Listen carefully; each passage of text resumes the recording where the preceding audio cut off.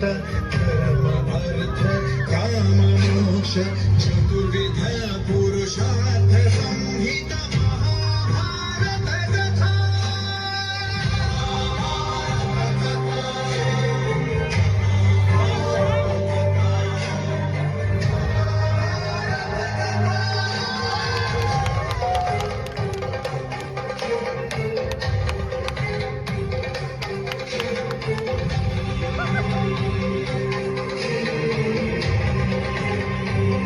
ಪರಿತ್ರಾಣಾಯ ಸಾಧೂನಾಂ, ಒಳ್ಳೆಯವರಿಗೆ ಮುಕ್ತಿ ದೊರಕಿಸಿಕೊಡಲು, ವಿನಾಶಾಯ ಚ ದುಷ್ಕೃತಾಂ, ಕೆಟ್ಟ ಕೆಲಸ ಮಾಡುವವರನ್ನು ನಾಶ ಮಾಡಲು, ಧರ್ಮ ಸಂಸ್ಥಾಪನಾರ್ಥಾಯ, ಧರ್ಮದ ಸ್ಥಾಪನೆಗಾಗಿ ನಾನು ವಾಸುದೇವ ಕೃಷ್ಣ ಪ್ರವೇಶ ಮಾಡುತ್ತಲಿದ್ದೇನೆ ಈ ಮಹಾಭಾರತದ ಕಥೆಯಲ್ಲಿ.